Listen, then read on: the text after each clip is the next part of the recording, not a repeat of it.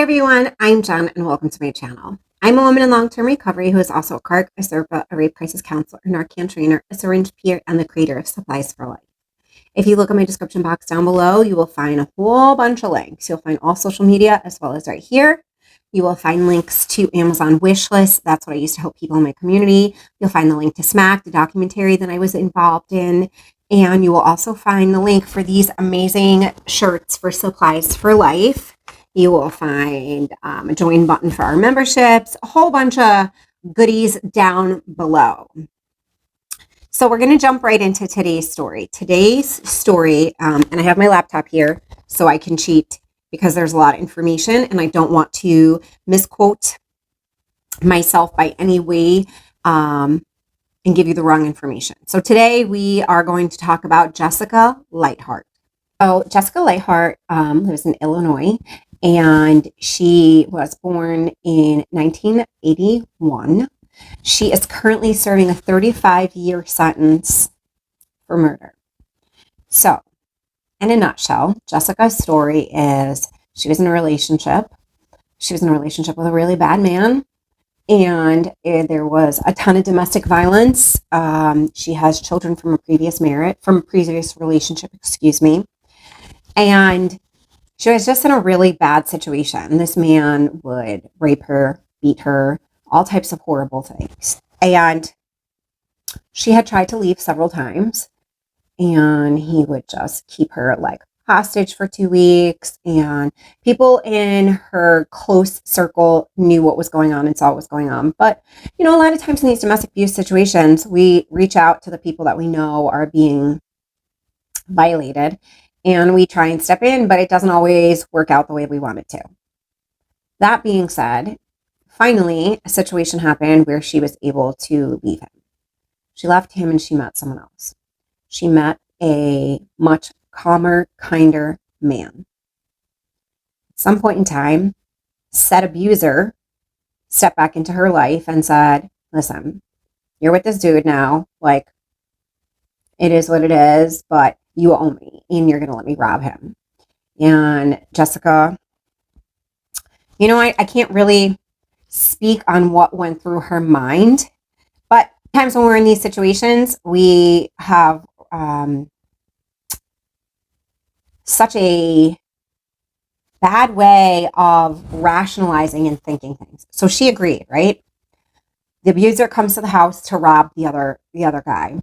And one thing led to another, and he ended up killing him.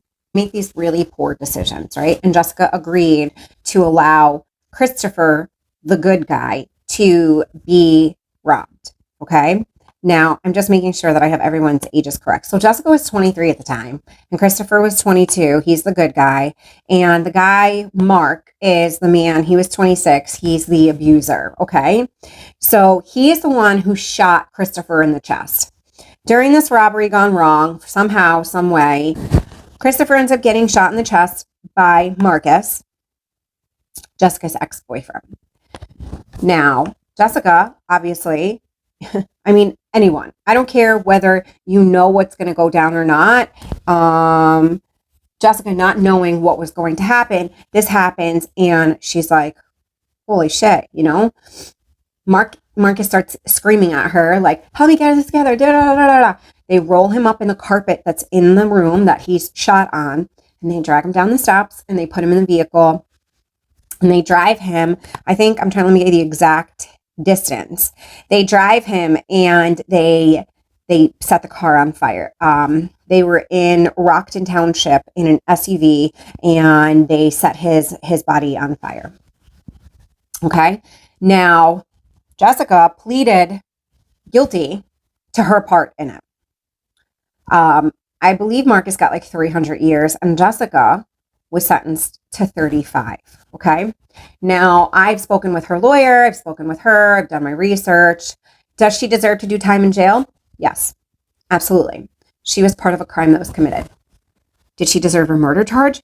No, that is an inaccurate charge. She did not commit murder. She could have gotten conspiracy to commit murder. She could have gotten, oh my God, a million different charges. So Now, Jessica is doing 35 years. She is not due to be let out on parole till 2037. Let that sink in. She was 23 years old when she committed this said crime. Under the arms, eyes, however you want to put it, of her abuser. She has people who have signed letters saying that they knew this man was abusing her. She has police reports. She has affidavits. She has all the evidence and proof in the world that she herself was a victim to this man as well. So in 2002, Jessica was 23 years old. The victim, Christopher, was 22 years old, and said murderer, Marcus, which was Jessica's ex-boyfriend, the man who was the abuser in this case, was 26. Marcus shot Christopher in the chest, point blank, shot his ass right in the chest, committed the murder. Jessica, on the other hand, did not commit the murder. She was guilty of being at the scene of a crime, 100%. They even state that he is the one who committed the murder. She is not. Yet they still sentenced her to 35 years flat. So Jessica has proof. She has affidavits signed from people in the community saying that they knew he was abusing her. Marcus was abusing her. There's police reports indicating that domestic violence had taken place. Family members who saw things like marks and bruising and, can testify to the fact that she was held against her will. She herself has confided in me, told me that he had raped her numerous times. And how this all went down was Marcus told Jessica, like, you're going to let me rob Christopher. Like, you're going to let me rob him. And I guess in her warped way of thinking, she was like, okay, if this is how I get my freedom, all right, cool. He'll rob him. He'll go away, and then we'll go on with our life. So Marcus comes to where they are and tells Christopher, like, give me everything you got in your pockets, yada, yada, yada. I don't know if he said no or they got into a struggle. I'm not privy to that information. Next thing I know is that Marcus shot Christopher point blank in the chest. I don't care who you are. You see that happen in front of you and you're like, holy shit. So during this time of shock and panic and confusion, they end up, Marcus was like, let's roll him up in this rug. So Jessica's like, okay. They roll him up in the rug and they take him, out to the car, to an SUV. They were in a rural town called Rockton Township out in Illinois. And they drove him to an area and they set the car on fire. I guess Marcus thought that was the way they were going to get away with it, that he was going to burn the evidence, so to speak, and everybody would be, better for the wear. So, that being said, 16 days after the firefighters found the vehicle and the body was burned so badly, it was pretty much unidentifiable. The only thing that they were able to use was his tattoos.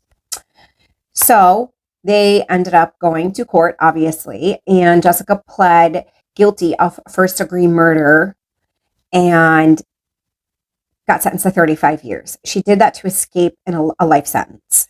Now, Marcus, he was the one he was charged with first-degree murder, and he was the shooter. And he was sentenced to something like 300 years in prison. He is still incarcerated.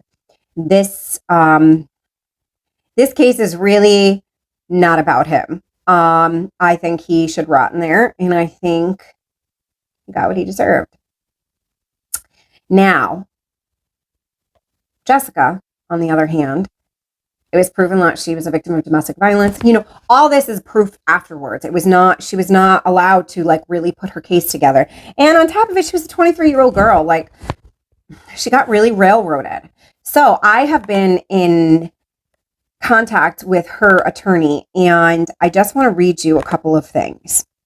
So she has now filed an appeal in her state to have her papers looked at again, her sentencing guidelines looked at again. Now, bear with me while I scroll, because I literally have, I have the briefs and whatnot. So the original brief was filed on June 12th in 2009. Okay. This was in the Appellate Court of Illinois, 2nd District. And it basically goes through and says how she is claiming ineffective counsel. So the DA or ADA that was representing her when she was being tried for this crime was brand new. I don't think she actually ever even had a case before. And she took a plea deal that was improper of what the evidence was behind what the DA was offering. So the fact that she was improperly sentenced, then I'm trying to read through it really quick, guys. So she was improperly sentenced, meaning she was sentenced to more time than what, because she took this plea deal, she was given more time than what the crime actually called for. And she ended up pleading up instead of down, if that makes more sense. So that being said, all of this happened. This was filed in 2009. This is how long this stuff takes, okay? This was filed in 2009, and it finally just went in front of the judge. Finally. And the judge said, now, I read your papers, and all of this seems super accurate. I understand that she was over-sentenced, and I grant you that she was. And I grant you she had ineffective counsel. But unfortunately, this wasn't seen in a timely enough manner. So, in a way, he did us a favor, if you will. He acknowledged the fact that she was sentenced improperly, but then said, they're sorry, too bad, so sad, can't do anything for you.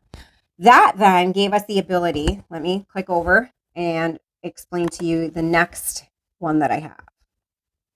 And actually, let me read what Stephen Becker, her lawyer, absolutely has said. This is literally verbatim what he said. He said, "Hi, Jen.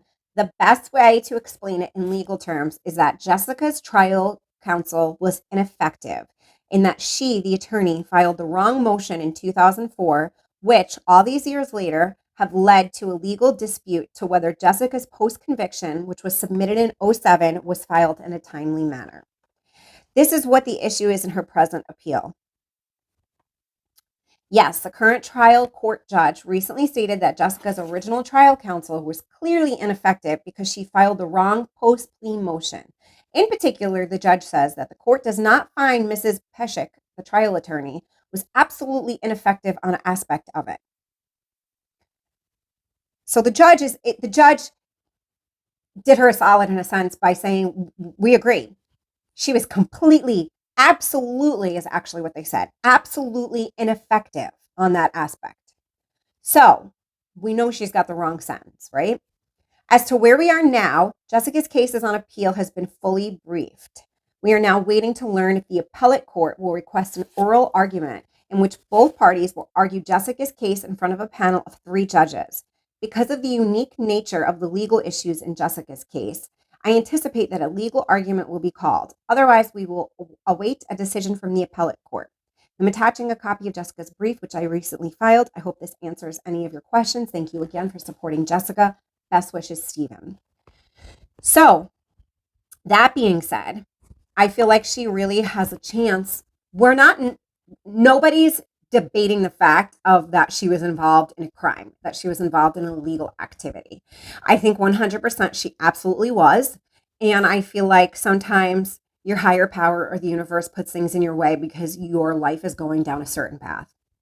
That being said, you are given the right to legal and effective counsel while you are fighting said criminal case, right? Jessica, unfortunately, did not receive said proper legal counsel. The simple fact that she was a victim of domestic violence for years was never even admissible in court. It was never even brought into court. The simple fact that the man who actually murdered the person was her abuser was never brought into court. There are so many issues that come along with that. And I feel like women are constantly over-sentenced for the crimes that involve their abuser. Yes, Christopher was not her abuser. She was wrong for participating in any crime against him, whether it was a crime of robbery or murder. hands down. She has been incarcerated since 2004. I think it's time. I think she deserves a second chance at life. I think she deserves to have the proper conviction sentenced on her, the proper amount of years. 35 years for not even taking a life is absurd. It is just, we have this mass incarceration mentality. And instead of actively sentencing people and productively sentencing people, we just throw the book at them and we throw them away like they're useless. She was a 23-year-old girl. Her brain wasn't even done developing. You know, it's just mind blowing. I'm going to put some pictures up for you guys so you can see her. She's a beautiful girl, blonde hair, blue eyes. I mean, not like that makes a difference, but she's now a part of the puppy program inside Logan Correctional Facility. She has so many things going for her. She's in school, she's getting her degree, but we threw her out like a piece of trash because she was involved in a domestic violence situation when she was a young girl. She has children. She has family. Her mom has since passed away since she is incarcerated. And we really need to start looking at the person. We need to look at these crimes individually and we need to exhaust all aspects. And if people are involved in domestic violence, that needs to be brought in. Domestic violence, I cannot speak from a man's point of view because I am not one, but I can speak from a woman's point of view that has been involved in domestic violence. It will take the strongest woman you know and bring her to her knees. You feel hopeless. You feel unloved, unwanted, unwelcome, stupid, idiotic, moronic, embarrassed, afraid. Every negative, bad emotion you could potentially learn and feel, that's what you feel when you're in a domestic violence situation. And it's just bad enough when it's physical domestic violence, but when it goes up and it's sexual assault, that's just a whole other level. And I can only imagine the emotion behind that and the fear and the just. So I'm going to also link below if anyone is wanting to participate. They have a GoFundMe for Jess, for her lawyer. He's trying to do as much work as pro bono as he possibly can. And I will continue to keep you guys updated. And I tell you right now, when this oral argument is heard, because we're pretty sure that that's what's going to happen, I will be there in court 100%. And what we are hoping for is that they will move for an immediate resentencing and an immediate release. That is the end goal here. 2037, I can't even see that far away from my friend. So, and please, please be mindful in the comment section down below. At the end of the day, this is someone's mother, sister, brother. Yes, a man lost his life. Absolutely. And the man who killed him is doing the allotted amount of time he deserves to. This girl did not kill anyone. This girl was almost killed herself. Let's keep that in our forefront of our minds. And as always, guys, we recover loudly so those behind us do not suffer in silence. Bye.